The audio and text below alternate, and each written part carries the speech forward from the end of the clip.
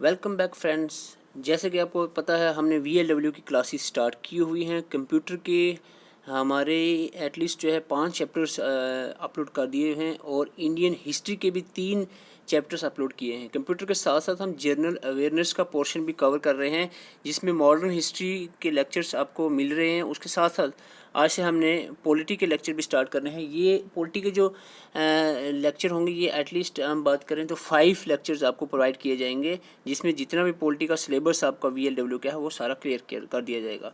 आपको पता है सबसे पहला जो टॉपिक है वो आपका प्रीएम्बल और जो बेसिक फीचर है वो आपको मेंशन किया है सिलेबस में। तो आज हम डिटेल से कोई भी चीज़ नहीं छूटेगी आपकी। पॉलिटी है जो पढ़ने वाले हैं इसमें एग्जैक्टली आपको पूरा का पूरा सिलेबस जो है आपको अच्छे से डिटेल से करवाया जाएगा और आसान तरीके में करवाया जाएगा। एंड तक इस वीडियो में बने रहें, आपको प्रीएम्बल और बेसिक फीचर बिल्कुल क्लियर हो जाएगा। आइए स्टार्ट करते हैं। सबसे पहले हम बात कर लेते हैं basic features of Indian constitution की।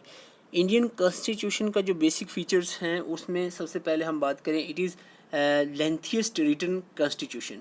इंडिया का जो कॉन्स्टिट्यूशन है ये लेंथीएस्ट सबसे बड़ा कॉन्स्टिट्यूशन जो रिटन कॉन्स्टिट्यूशन है वो इंडिया का ही है। ओके, इसके बाद हम बात करें, it is blend of rigidity and flexibility. इनके मीनिंग्स आपको अभी बताऊंगा। Federal system with unitary Beas, parliamentary form of government, dual government, और हम कह सकते हैं सिंगल सिटीजनशिप। ये सारे जो बेसिक फीचर्स हैं इंडियन कॉन्स्टिट्यूशन के, इसके बारे में आपको इन्फॉर्मेशन होनी चाहिए। लेकिन आज का जो मेन टॉपिक आपके सिलेबस में मेंशन है वो है आपका प्रीएम्बल। ठीक है, बेसिक फीचर में सारी चीज़ें आ जाती है जो हम पूरा आगे पढ़ेंगे, जैसे फंडामेंटल राइट वगैरह, वो सारे बेसिक फीचर में ही आते हैं। लेकिन कुछ जो इंपॉर्टेंट पॉइंट्स थे इसके रिलेटेड हमने यहाँ पर मेंशन कर दिए हैं। लेंथीएस्ट रिटन कॉन्स्टिट्यूशन है इंडिया का। ठीक है, it is drawn from various sources and article इसमें 448, 25 पार्ट और 12 शेड्यूल हैं।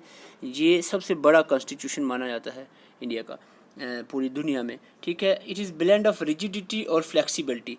रिजिड होता है सख्त, इंडिया का कॉन्स्टिट्यूशन सख्त भी है और फ्लेक्सिबल भी। आपको हो गया सख्त भी, रिजिड भी है और फ्लेक्सिबल, ये दोनों बातें कैसे मैच कर रही एक साथ आपने लगा दी। देखो एक्चुअल में इसका मीनिंग यहाँ पर मैंने बताया, because procedure of amendment neither easy nor difficult. जो अमेंडमेंट का प्रोसीजर है यानी कॉन्स्टिट्यूशन में चेंज लाना, जो लाने का प्रोसीजर है चेंज लाने का, वो ना ही उतना डिफ़िकल्ट है और ना ही हम कह सकते हैं वो आसान है। यानी ना ही इजी है और ना ही डिफ़िकल्ट। ये यानी अमेंडमेंट अगर करनी है इंडियन कॉन्स्टिट्यूशन में तो उसको पार्लियामेंट में बिल पास होगा, लेकिन कर सकते हैं अमेंडमेंट, कॉन्स्टिट्यूशन में लाई जा सकती है चेंज, लेकिन इतनी आसान नहीं है। उसके लिए बिल लोकसभा राज्यसभा में पास होगा और वो फिर जो है कॉन्स्टिट्यूशन में चेंज लाई जा सकती है। रिजिड अगर हम तब कहते हैं कि चेंज ना बिल्कुल चेंज ही ना हो इंडियन कॉन्स्टिट्यूशन, उसको हम कहें रिजिड कॉन्स्टिट्यूशन है इंडिया का। ऐसा नहीं है। फ्लेक्सिबल हम तब कहते हैं, सिर्फ फ्लेक्सिबल, ओनली फ्लेक्सिबल कि जब चेंज करना बिल्कुल आसान होता है। यानी ऐसे अपनी मर्जी आई किसी की, प्रेसिडेंट की या पार्लियामेंट की, तो एक ऑर्डर पास की दिए, चेंज हो गया। तो इसीलिए हमने कहा दोनों की मिक्सचर है, रिजिडिटी भी और फ्लेक्सिबिलिटी की इंडियन कॉन्स्टिट्यूशन। यानी इतना आसान नहीं है इसको चेंज करना, अमेंडमेंट के थ्रू चेंज होगा। और फेडरल सिस्टम का मतलब है federal system with unitary basis. Federal system का मतलब है because supreme power lies in the hand of central government. जो सबसे बड़ी पावर है वो सेंट्रल गवर्नमेंट के हैंड में है। लेकिन अब हम ऐसे बिल्कुल भी नहीं कह सकते कि ये यूनिटरी बियास है, यानी बिल्कुल एक ही सेंट्रल गवर्नमेंट का राज चलेगा और स्टेट गवर्नमेंट का इसमें कोई रोल नहीं रहेगा, ऐसा नहीं है। तो इसीलिए हम कहते हैं federal system with unitary basis, यानी फेडरल सिस्टम है। फेडरल सिस्टम का मतलब होता है कि जहाँ पर स्टेट जो सेंटर है वो ज़्यादा पावरफुल होता है एज़ कम्पेयर टू स्टेट, लेकिन स्टेट्स के पास भी पावर होती है। ठीक है, तो यूनिटरी बेस का मतलब है एक सेंटर होगा, फिर उसके बाद डिफरेंट स्टेट्स होंगे और उनकी भी पावर्स होंगी। ठीक है, लेकिन जो मैन पावर, सुप्रीम पावर है वो सेंटर के गवर्नमेंट के हाथ में होगा। ठीक है, पार्लियामेंट्री फॉर्म ऑफ गवर्नमेंट सबको पता है डेमोक्रेटिक फॉर्म ऑफ गवर्नमेंट है। पार्लियामेंट्री फॉर्म यानी पार्टी जो मेजोरिटी में होगी वही गवर्नमेंट बनाएगी। तो ये ऐसे ही होता है। पीएम कौन बनता है? जो पार्टी जीत कर सबसे ज़्यादा सीटें लाती है उसका ही पीएम बनेगा, वही पार्टी मेजोरिटी में आएगी, गवर्नमेंट बनाएगी। तो पार्लियामेंट्री फॉर्म है गवर्नमेंट का। ड्यूल गवर्नमेंट का मतलब क्या है? ड्यूल गवर्नमेंट का मतलब in case of federal constitution it is a dual government, means one at centre and one at state. जैसे कि फेडरल सिस्टम का मतलब ये है स्टेट और सेंटर दो गवर्नमेंट होंगी, लेकिन स्टेट सेंटर जो सेंटर है वो ज़्यादा पावरफुल होगी। ड्यूल गवर्नमेंट यानी गवर्नमेंट सेंटर पर भी गवर्नमेंट होगी और स्टेट लेवल पे भी गवर्नमेंट होगी। तो ड्यूल गवर्नमेंट सिस्टम यहाँ पर इंडियन कॉन्स्टिट्यूशन में बताया। लेकिन आज का जो मेन टॉपिक है जो आपको समझना बहुत ज़रूरी है, सिलेबस में बिल्कुल साफ साफ लिखा हुआ है, दैट इज़ प्रीएम्बल। ठीक है, कॉन्स्टिट्यूशन देखो, ये आपकी जो मेरी 5 वीडियो या 6 वीडियो आएंगी कॉन्स्टिट्यूशन में, 5 एक वीडियो, वो आप देख रहे हो तो कॉन्स्टिट्यूशन का आपका बेसिक पूरा क्लियर हो जाएगा, है ना। आपको मज़ा आ जाएगा, आपको फ्यूचर में जब भी आप कभी लक्ष्मीकांत बुक पढ़ने जाओगे तो मज़ा आ जाएगा। तो ये मैं आपको कह रहा हूँ। प्रीएम्बल की हम बात करें तो प्रीएम्बल की सबसे पहली इंपॉर्टेंट बात ये है कि प्रीएम्बल जो है इसको प्रीफेस और इंट्रोडक्शन टू कॉन्स्टिट्यूशन कहा जाता है। कॉन्स्टिट्यूशन का एक प्रीफेस है, एक समरी है, एक इंट्रोडक्शन है कॉन्स्टिट्यूशन की। ठीक है, अब किसने दिया है ये प्रीएम्बल, किसने लिखा, हु रोड दिस प्रीएम्बल? तो इसका आंसर है जवाहरलाल नेहरू ने। इसने प्रीएम्बल नहीं लिखा था, इसने लिखा था ऑब्जेक्टिव रेजोल्यूशन प्रपोज किया था जवाहरलाल नेहरू ने, जो अल्टीमेटली बिकम प्रीएम्बल, जो प्रीएम्बल की फॉर्म में एक्सेप्ट किया गया कॉन्स्टिट्यूशन के अंदर 22 जुलाई 1947 में। ठीक है, ये प्रीएम्बल इंडियन कॉन्स्टिट्यूशन में अडॉप्ट कर लिया गया। जो जब ऑब्जेक्टिव रेजोल्यूशन जो था जवाहरलाल नेहरू का, उसी को प्रीएम्बल बना दिया गया। तो ये चीज़ आपने याद रखना, पहला पॉइंट। आगे चलते हैं, प्रीएम्बल का आइडिया कहाँ से आया, ये प्रीएम्बल इंडियन कॉन्स्टिट्यूशन में कहाँ से लाया। अगर आपने पहले कभी पॉलिटी पढ़ी है तो आपने सोर्सेज पढ़े होंगे कि ये चीज़ कहाँ से बारो की है, कहाँ से टेकन अप की है, तो ये सारी चीज़ें आपने देखी होंगी। प्रीएम्बल जो है इसका आइडिया यूएसए से लिया गया है। Preamble is taken from the constitution of USA के कॉन्स्टिट्यूशन से प्रीएम्बल को लिया गया। लेकिन प्रीएम्बल में जो लैंग्वेज यूज़ हुई है, that language is taken from the Australian constitution. तो दोनों पॉइंट याद रखना है, प्रीएम्बल कहाँ से लिया है, यूएसए से, लेकिन लैंग्वेज ऑफ प्रीएम्बल जो है is taken from Australia. Okay, दूसरा पॉइंट आपको क्लियर हो गया। रिटन प्रीएम्बल किसने लिखा है, जवाहरलाल नेहरू ने ऑब्जेक्टिव रेजोल्यूशन प्रपोज किया था, उसी को प्रीएम्बल बना दिया गया। प्रीएम्बल कहाँ से लिया है, यूएसए से, और इसकी लैंग्वेज कहाँ से ली, ऑस्ट्रेलिया से। Very good. प्रीएम्बल की बात करें, क्या आपको क्वेश्चन पूछा जाए क्या प्रीएम्बल में कभी अमेंडमेंट हुई है, चेंज हुआ है कभी कॉन्स्टिट्यूशन के प्रीएम्बल में? तो प्रीएम्बल में एक ही बार अमेंडमेंट हुई है, चेंज हुआ है, तब्दीली लाई गई है, वो है 42 अमेंडमेंट एक्ट 1976 में।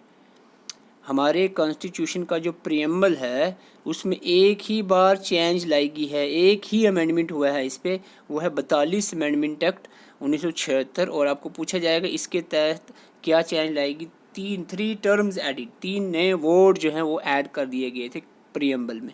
और वो 3 वर्ड कौन से हैं, वो हैं आपके सोशलिस्ट, सेक्युलर, इंटीग्रिटी। ये 3 वर्ड आपको याद रखना है। This is the most important question from preamble के कौन से 3 वर्ड 42 अमेंडमेंट एक्ट के तहत प्रीएम्बल में ऐड किए गए जो पहले नहीं थे ओरिजिनल प्रीएम्बल में। तो ये थे सोशलिस्ट, सेक्युलर एंड इंटीग्रिटी।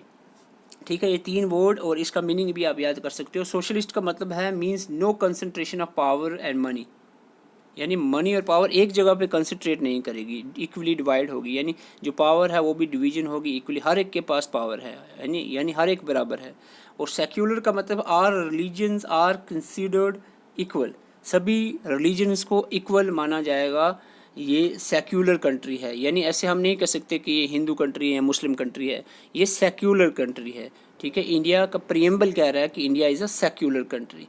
तो all religions are considered equal.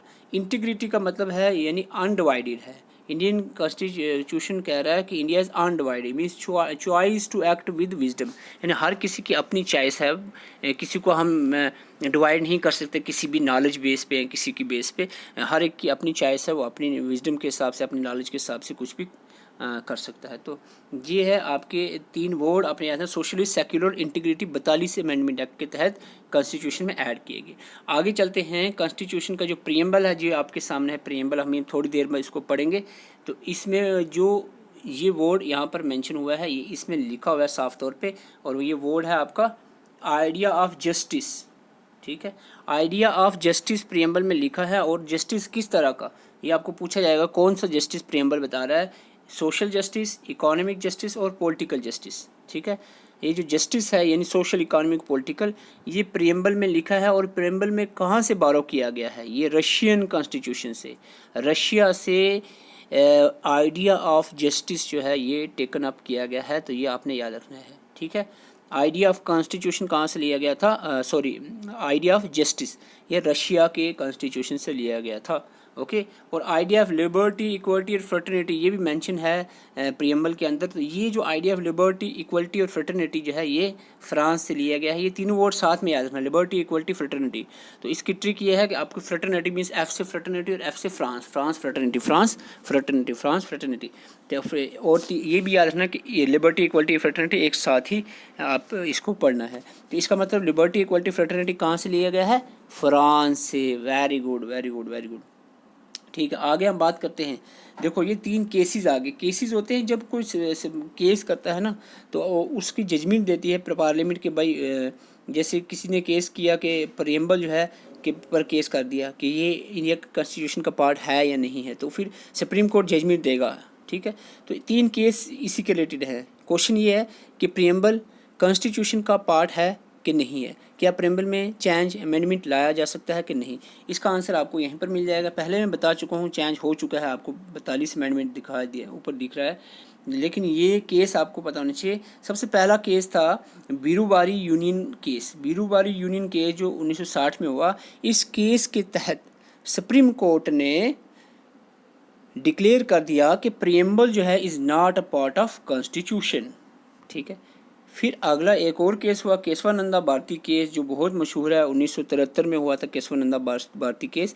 इस केस के तहत सुप्रीम कोर्ट ने डिक्लेयर किया कि preamble is part of constitution, preamble जो है कॉन्स्टिट्यूशन का पार्ट है। ओके, और इसके साथ साथ एक और बात कही कि amendment can be make in preamble without changing the basic feature. Article 368 जो अमेंडमेंट की पावर रखता है, पार्लियामेंट की जो पावर है टू अमेंड द कॉन्स्टिट्यूशन, वो 368 आर्टिकल में है। ठीक है, अमेंडमेंट का जो आर्टिकल है 368, उस क्या कह रहा है, केशवानंद भारती केस के तहत सुप्रीम कोर्ट ने कहा प्रियम्बल कॉन्स्टिट्यूशन का ही पार्ट है, और साथ साथ में ये भी कह दिया कि प्रियम्बल में अमेंडमेंट चेंज लाई जा सकती है, लेकिन बेसिक जो फीचर है अमेंडमेंट के तहत चेंज नहीं होना चाहिए। जो आप चेंज, अगर प्रियम्बल का जो बेसिक फीचर है वो चेंज नहीं होना चाहिए। देखो आपने 42 अमेंडमेंट लाया हमने, इस जो ये अमेंडमेंट, ये प्रियम्बल है आपके सामने, इसमें कोई चेंज नहीं आया, सिर्फ इसको और मजबूत कर दिया गया 3 और नए वर्ड्स ऐड करके। ठीक है, लेकिन इसके जो पहले के जो वर्ड्स थे उसमें कोई चेंज नहीं लाया गया, जो उसका बेसिक स्ट्रक्चर था वो वैसा ही रहा है। ठीक है, ये आपने 3 केस याद रखने हैं। बीरूबारी यूनियन केस में कहा गया प्रियम्बल पार्ट नहीं है, केशवानंदा भारती केस में कहा गया प्रियम्बल पार्ट है और इसमें अमेंडमेंट भी लाई जा सकती है। और चौथा केस जो था बुमाई केस 1993 में, इसमें फिर से अगेन सुप्रीम कोर्ट ने ये हेल्ड किया, यानी डिक्लेयर किया कि preamble is integral part of constitution, preamble constitution का ही इंटीग्रल पार्ट है। ठीक है, तो ये आपने तीनों केस याद रखने, एक में कहा नहीं पार्ट है, दूसरे दोनों में कहा पार्ट है कॉन्स्टिट्यूशन का। ओके, तो अब हम पढ़ेंगे प्रियम्बल को। प्रियम्बल पूरा एग्जैक्टली आपने पढ़ना है और इसका हर एक वर्ड को याद रखना है, क्योंकि सिलेबस में साफ साफ लिखा हुआ है।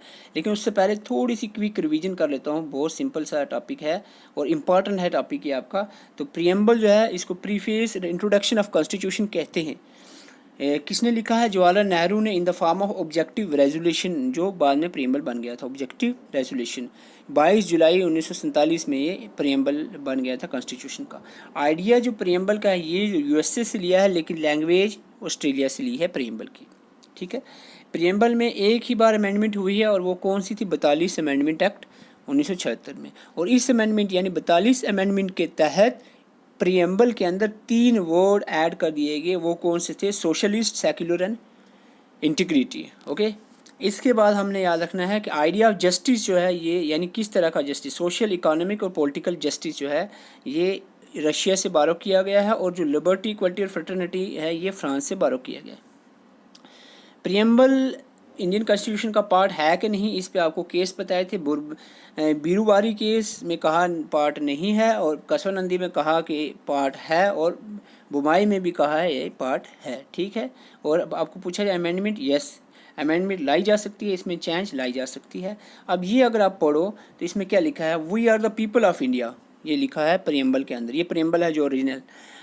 Have solemnly resolve to constitute the India into sovereign, ठीक है, सोशलिस्ट, सेक्युलर, डेमोक्रेटिक रिपब्लिक। तो ये वर्ड्स आपने याद हैं, sovereign, socialist, secular, democratic republic, and to secure all the citizen, justice, सब सिटीजन को क्या मिलना चाहिए, जस्टिस किस तरह का, सोशल, इकोनॉमिक और पॉलिटिकल। इसके साथ लिबर्टी मिलनी चाहिए, आज़ादी, किस तरह की आज़ादी, एक्सप्रेशन की, बिलीफ की, thought expression, belief, faith and worship की आज़ादी मिलनी चाहिए। देखो बहुत सारी चीज़ें जो है इसमें ऐड की हैं छोटे से प्रियम्बल के अंदर। और इक्वलिटी ऑफ स्टेटस मिलना चाहिए, अपॉर्चुनिटी भी मिलनी चाहिए टू प्रमोट अमंग देमसेल्फ, यानी अपॉर्चुनिटी और इक्वलिटी का स्टेटस जो है लोगों के अंदर प्रमोट करना है।